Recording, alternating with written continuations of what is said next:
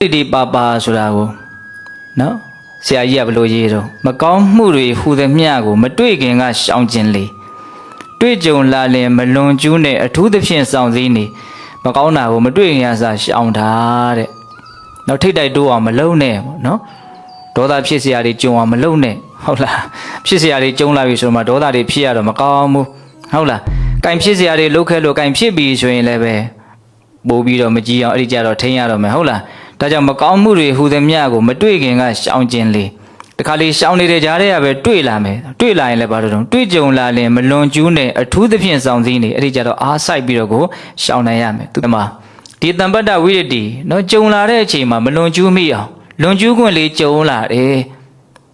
နော်များသောအားဖြင့်တော့လွန်ကျူးခွင့်ကြုံလာရင်ဘုံဘုံတို့ကလွန်ကျူးလိုက်ကြတာပဲများတယ်ပေါ့ဟုတ်လားလွန်ကျူးခွင့်မကြုံဘူးဆိုရင်တော့ဘုံဘုံတို့ကနော်ကောင်းကောင်းလေးနေတယ်လို့ပါပဲဟုတ်လားလွန်ကျူးခွင့်ကြုံလာပြီဆိုတော့မှနော်ကိုယ်စိတ်ထဲကဒီဟာရဲ့ပုံမှာနော်လွန်ကျူးလွန်စိတ်ဘယ်လောက်ရှိလဲမရှိဘူးလဲထိမ့်သိမ့်လိုစိတ်ဘယ်လောက်ရှိလဲမရှိဘူးလဲဆိုတာတိုင်းတာခံလိုက်ရတယ်လို့ဖြစ်သွားတာဟုတ်လားအဲ့ဒါကိုဘုံဘုံတို့စာထဲမှာနော်ဒီမင်္ဂလာတရားကိုဖွင့်ပြတဲ့စာတွေထဲမှာနော်တီဟိုကျွန်းကအဖြစ်ပြက်လေးတွေကိုထည့်ပြီးတော့ရေးပြဩဆူလစက္ကနမဟာစက္ကနဆိုညီကို2ယောက်ရှိရဲ့တဲ့အဲ့တော့ဒီနေ့တော့သူ့ရဲ့အမေကအကြီးအကျယ်မကြမ်းမာဖြစ်တယ်အဲ့တော့ဆေးဆရာခေါ်ပြီးတော့ဆေးကုတဲ့အခါကျတော့ဆေးဆရာဒီယောဂါကထဖို့ဆိုလို့ရှိရင်ယုံသားနဲ့ကုမာသားနဲ့ပျောက်နိုင်လိမ့်မယ်ဒါကြောင့်ယုံတကောင်ရအောင်ရှာလို့ခိုင်းတယ်အဲ့တော့ねအကူကြီးဖြစ်တဲ့လူကသူ့ရဲ့ညီလေးကိုယုံရှာခိုင်းတာပေါ့အဲ့ဒါနဲ့တောသွားပြီးတော့ယုံရှာတဲ့အခါကျတော့ယုံလေးတကောင်တွေ့တယ်အဲ့ဒါနဲ့သူလိုက်တော့ယုံကကြောက်အလာနဲ့ပြေးတာຫນွေကျိုးမှာညှိပြီးတော့နေတာအဲ့ဒါနဲ့သူဖမ်းမိတယ်ယုံကလည်းအလွန်ကိုကြောက်နေတယ်များသောအားဖြင့်ယုံကအဲ့လိုဆိုရင်သေသွားသူကြောက်ပြီးတော့သေသွားတာပဲများတယ်နော်အဲ့ဒါနဲ့သူကယုံကိုမိတဲ့အခါကျတော့ယုံကလည်းတအားကြောက်နေတာလည်းတွေ့တော့သူစဉ်းစားမိတယ်ပေါ့ငါအမေအသက်ရှင်ဖို့အတွက်ဒီယုံလေးကိုငါတတ်ရမယ်ဆိုရင်ငါမတရားဘူးဒီယုံကိုတတ်ဖို့လို့ပဲသူလိုက်ရှာခဲ့တာပဲအခုတတ်ဖို့လို့လည်းပဲအခွင့်အရေးကလည်းရနေပြီသူ့လက်ထဲမှာပဲဒီယုံရဲ့သေခြင်းရှင်ခြင်းကဟုတ်လားအဲ့ဒီလိုလွန်ကျူးခွင့်ကြုံနေပြီလွန်ကျူးဖို့အကြောင်းကလည်းခိုင်းလုံးနေပြီဒီယုံကိုတတ်မှမအေးကလည်းအသက်ရှင်မယ်ပေါ့နော်ဒါပေမဲ့ဘလို့အကြောင်းတရားတွေပဲပြည့်စုံနေစေကမူနော်လွန်ကျူးဖို့အရင်သိဘလို့ပဲဖြစ်နေစေကမူဒါကိုသူမလွန်ကျူးဘူးဆိုသူရှောင်လိုက်တယ်ငါအမေအသက်ရှင်ဖို့အတွက်တော့ဒီယုံကိုငါမတတ်တော့ဘူးသူကတမျိုးနော်အဲ့ဒါနဲ့ယုံလေးကိုလွတ်လိုက်တော့သူယုံလွတ်လိုက်တဲ့အချိန်တော့ယုံကဝန်သားရပြေးတာပေါ့အဲ့ဒါနဲ့သူအိမ်ပြန်လာတဲ့ခါကျတော့အကူကယုံပဲမှာတော့လို့မေးတော့သူယုံမတတ်ခဲ့ဘူးမိတော့မိခဲ့တယ်ပေါ့အဲ့ဒါနဲ့မအေးကိုလည်းပဲသူကအလွန်မှလည်းပဲနော်တနာရတဲ့အတွက်ကြောင့်အမေကိုကြည့်ပြီးတော့သူသစ္စာပြုတယ်တဲ့သူဟာတိတတ်တဲ့အရွယ်ကစပြီးတော့နော်စေတနာနဲ့တိလျက်နဲ့သေစီလိုတဲ့စိတ်နဲ့ဘယ်တော်ဝါဘူးမှသူမတတ်ပါဘူးမတတ်ဘူးပေါ့ဒီမှာနဲ့သစ္စာတကားကြောင့်နော်မိခင်မှာကပ်ရောက်နေတဲ့ယောဂဝေဒနာဆိုးဟာနော်ပပျောက်သွားပါစေလို့သစ္စာဆိုတယ်အဲ့ဒါမိရဲ့ယောဂတခါလဲပျောက်သွားတယ်အဲ့ဒါလေးကိုဘုန်းဘုန်းတို့စာထဲမှာတက်သေးပြတယ်နော်တမ္ပတ္တဝိတ္တိဆိုတာအဲ့ဒါမျိုးကိုပြောတာလို့အဲ့ဒါဘုန်းဘုန်းကဒါလေးဝိဒဒုက္ခမိန်ကြီးအကြောင်းကိုလည်းသွားပြီးတော့အမှတ်ရတယ်နော်ဝိဒဒုက္ခမိန်ကြီးဆိုတာဝိဒဇတ်တော်တော်များများကြားဖို့ပါလေဟုတ်လားအလွန်ပညာရှိတဲ့ဘုရားလောင်းသူတော်ကောင်းကြီးပေါ့နော်အဲ့တော့နောက်တော့ဘုန်းဘုန်းတို့ပုံနကဘလူးကနော်ဣဒံတတိနော်ငကားမလေးနဲ့တွေ့တဲ့အခါမှာအလွန်ချစ်တဲ့အတွက်ကြောင့်ရကျင်တော့ဖေကိုတောင်းတော့ဖေရလည်းပဲနော်ဒီဣဒံတတိရဲ့မအေကဝိရုဒရဲ့တရားကိုနာရတယ်လို့အိမ်မက်တဲ့အခါကျတော့ဒီဝိရုဒကိုငကားပြည်ကိုလာသိခြင်းနဲ့အဲ့ဒါကိုသူကရိုးရိုးမပြောဘဲနဲ့ဝိရုဒရဲ့နှလုံးသားကိုငါစားခြင်းတယ်လို့ပြောတာအမှန်သူပြောတာဝိရုဒရဲ့တရားကိုနာခြင်းတယ်လို့ပြောတာအဲ့ဒါကိုငကားမင်းကြီးကလည်းပဲအတိပ္ပယ်ကိုကောင်းကောင်းနားမလဲတဲ့အတွက်ကြောင့်မင်းငါသမီးကိုရခြင်းတယ်ဆိုရင်ဝိရုဒကိုတရားသဖြင့်ရအောင်ယူခဲ့ဝိရုဒကိုတရားသဖြင့်ရအောင်ယူခဲ့အတင်းအကျပ်လည်းမဟုတ်မင်းတရားသဖြင့်ရအောင်ယူခဲ့ဆိုအဲ့ဒါနဲ့ပုံတကလူလင်ဟန်ဆောင်ပြီးတော့ဝိရုဒရဲ့အရှင်သခင်ကောရပြမင်းကြီးကသူကအလောင်းစားကျွေးအံကစားအလွန်မှသူကကျူးတယ်လောင်းကစားသမားကြီးပေါ့နော်အဲ့တော့လောင်းသားသမားကြိုက်အောင်ဆိုပြီးတော့သူကဘာလို့ဆိုတော့နှမြင်းပြန်နဲ့အလွန်ကောင်းတဲ့ဗရမ ्या နတ်တို့ရဲ့ဗရမ ्या ကိုယူသွားတာလူလင်ဟန်ဆောင်ပြီးတော့အဲ့ဒါနဲ့မင်းကြီးနဲ့ကျွေးရန်ကစားမယ်ဆိုမင်းကြီးကဒီလောကမှာ तू ဟာသူ့ကိုကျွေးရန်ကစားနိုင်အောင်ကစားနိုင်တယ်သူဘယ်သူမှမရှိဘူးလို့ तू ကယုံကြည်ထားတာသူ သူ့ကိုစောင့်ရှောက်နေတဲ့နတ်သမီးကလည်းရှိတယ်ဒါကြောင့် तू ကကြီးအမြဲနိုင်တယ်ဒါပေမဲ့ဒီပုံနက तू ဟာဘလူးဟုတ်လား तू ကဒါဘလူးမှမသိဘူးဟုတ်လားအဲ့တော့ဒီသူ့ကိုစောင့်ရှောက်နေတဲ့နတ်သမီးကလည်းပဲဒီဘလူးကိုကြောက်ရတယ်ဒါလည်း तू ကမသိဘူးအဲ့တော့ तू ကနိုင်မယ်ဆိုပြီးတော့အဲ့လိုဆိုရင်သူ့ရဲ့လောင်းကြီးကဘာလဲဆိုတော့ဗရမ ्या ကိုပြတော့မင်းကြီးအလွန်ရခြင်းအဲ့လိုဆိုရင်မင်းကြီးရဲ့လောင်းကြီးကဘာတော့မင်းကြီးရှုံရင်ဘာပေးမှာဆိုဘာပြောဆိုမိုက်ကန်မယ်နော်ငါရဲ့တဲ့သူ့အသက်ပေါ့နော်ငါမိဖုရားရဲ့ငါထီးနှန်းရဲ့ဒီသုံးခုကလွဲလို့မင်းကြိုက်တာယူလို့ပြောဟိုအလွန်ကြိုက်သွားတာပေါ့နော်သူရကျင်တာဝိတုဒ္ဓကိုရကျင်လို့လာတယ်လေဟုတ်လားအဲ့ဒါနဲ့ကျွေးရန်ကစားတော့ဟာအစာပဲသူရှုံးမလို့ဖြစ်နေဘာလို့ရှုံးမလို့ဖြစ်တုံးဆို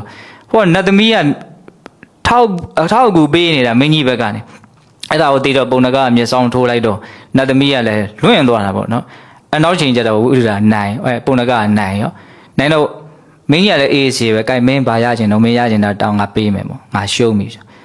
ဝိတုဒ္ဓကိုပေးလို့တောင်းတာဟာအဲ့ဒီကျမှမျက်လုံးပြူးသွားသူကဝိတုဒ္ဓကိုအမှတ်မရဘူးလေဟာငါဝိတုဒ္ဓကိုပေးလို့မရဘူးတဲ့ဝိတုဒ္ဓငါအဖေဆိုလဲဟုတ်တယ်ငါတိုင်းပြည်ကိုစောင့်ရှောက်နေတာမင်းဝိတုဒ္ဓကလွယ်လို့မင်းကြံတာကြိုက်တာတောင်း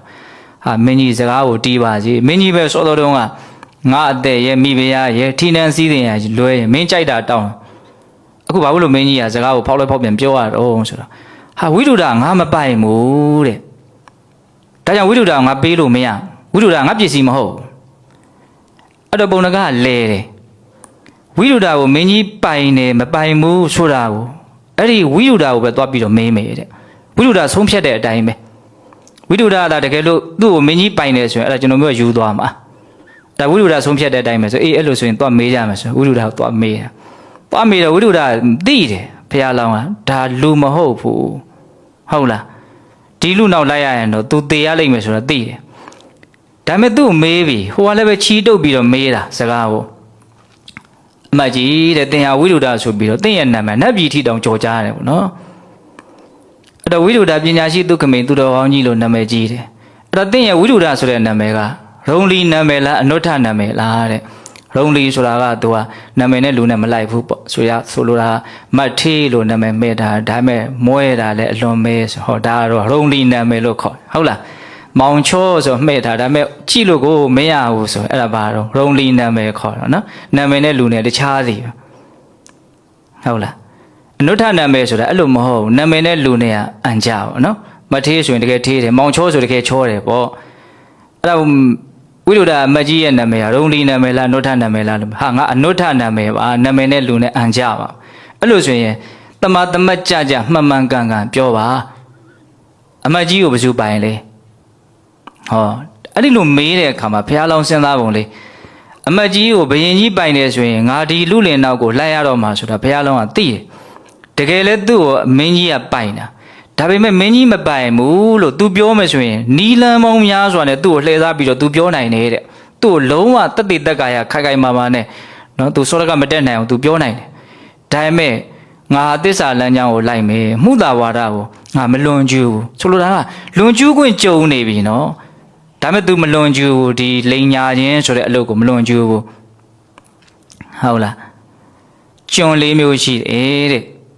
နော်ငွေဝယ်ကျွန်နဲ့ငွေနဲ့ဝယ်ထားတာအိမ်ပေါက်ကျွန်နဲ့ကျွန်မျိုးကမွေးလို့ကျွန်ဖြစ်နေတာဟုတ်လားအလိုလျောက်လာခံတဲ့ကျွန်နဲ့အဲ့ဒါဒီဘယ်လိုပြောမလို့ရှင်မင်းနေပါလေဒီလားအမှုထမ်းတယ်ဆိုတော့အဲ့ဒီကျွန်မျိုးစားထဲမှာပါတယ်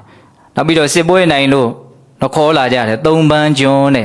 အဲ့ဒီကျွန်၄မျိုးထဲမှာငါတတိယမြောက်အလိုလျောက်ကျွန်ခံတဲ့ကျွန်မျိုးပဲဒါကြောင့်ငါ့ကိုမင်းကြီးပိုင်တယ်လို့လည်းပြောရဟိုကခေါ်သွားတာပဲလေအဲ့တော့ဘုံပြောရင်အဓိကပါတော့တံပတ္တဝိရတိနော်လွန်ကျူးခွင့်ကြုံလာတယ်ဒါပေမဲ့သူပါတော့မလွန်ကျူးဘူး